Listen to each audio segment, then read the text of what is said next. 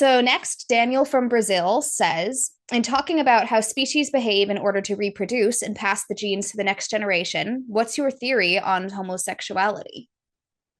Well, I am not the author of the theory, but all sorts of people have come up with ones about this really interesting issue that you bring up.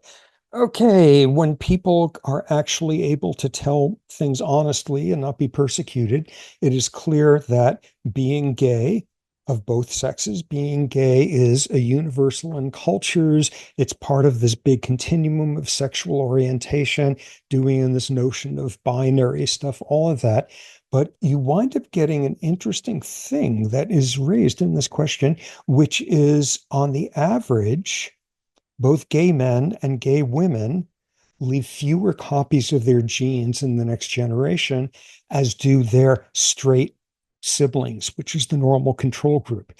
Okay, evolution, it's about having something adaptive so that you leave lots of babies that carry on copies of your genes.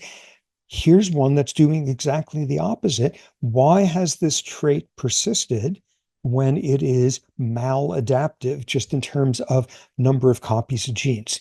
So, first possibility is a really important one, which is your sexual orientation may have nothing whatsoever to do with your genes.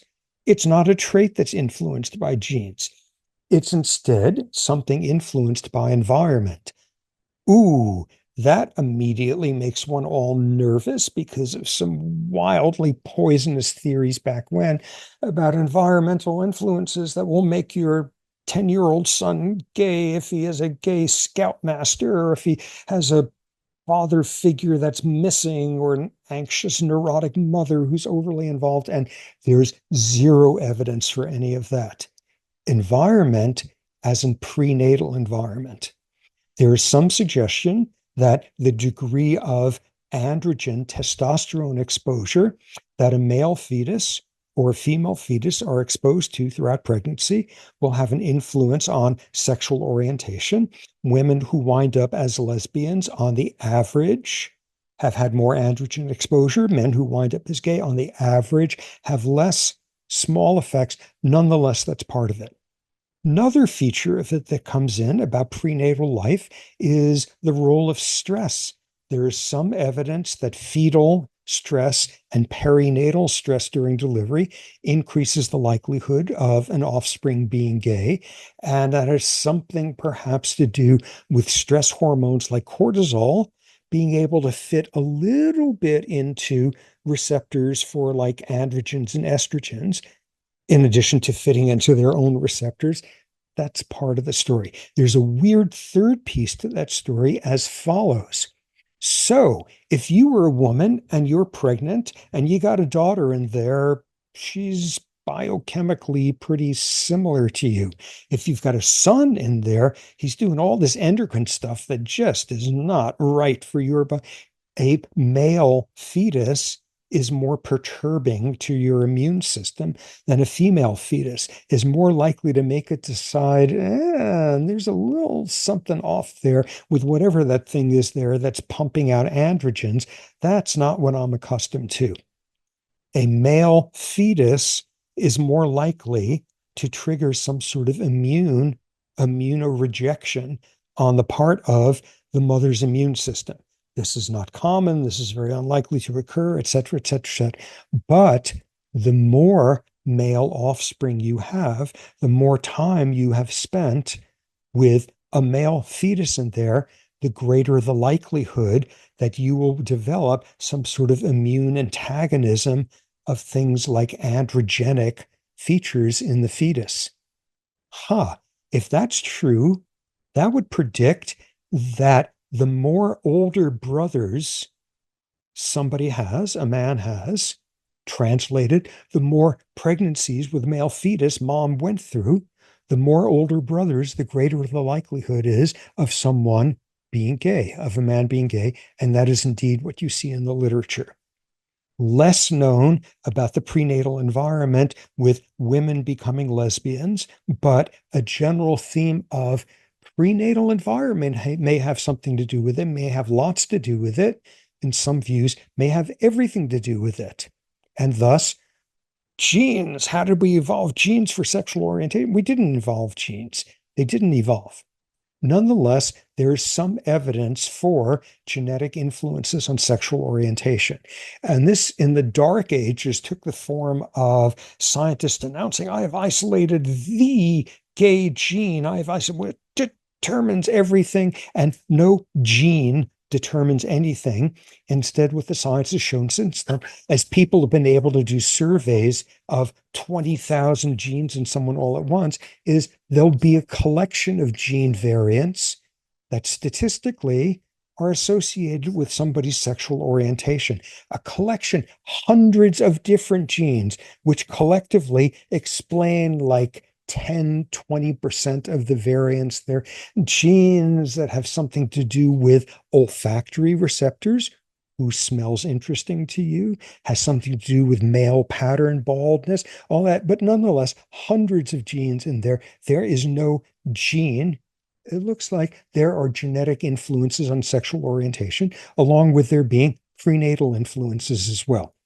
So that takes us back to a somewhat watered down version of Daniel's question, not, ooh, sexual orientation is determined by your genes. Sexual orientation is probably influenced by genes.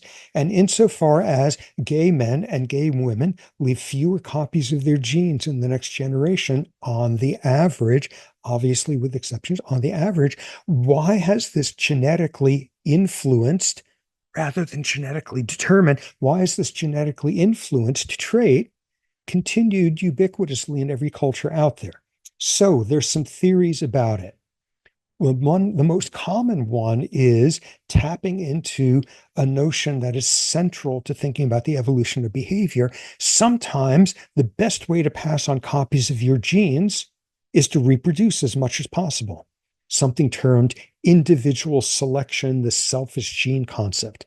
But sometimes the most effective way is to help your close relatives to reproduce because they share lots of genes with you. A full sibling who's not an identical twin shares 50% of their genes with you, and thus you suddenly have this great mathematical property that was first expressed by this geneticist named Haldane, who said, I would gladly lay down my life for 2 brothers or 8 cousins. Because add 2 brothers together, each of which share half their genes with you, or 2 sisters, or 1 of each, and they are as genetically equivalent as there is to 1 of you. Or 8 cousins, each of whom are 1/8 related. And if you do something where you give up your own reproductive success and in the process facilitate 2 siblings reproducing, as far as Darwin is concerned, that's exactly the same. So this is this concept of kin selection. In addition to organisms behaving to maximize their own reproductive success, what they're also doing is trying to maximize the reproductive success of their kin as a function of just how closely related they are to them. And this explains an incredible amount of animal behavior, cooperation along lines of relatedness. So, what if one makes a kin selection argument that what you see is gay men and women, on the average, leaving fewer copies of their genes? Oh my God, that's so maladaptive from the standpoint of individual selection. Maybe what they are doing is helping out siblings to pass on more copies of their genes. And if at a sufficiently elevated rate, it offsets their own decrease. Maybe this is a kin selection model. And people in the field refer to this as a helper at the nest.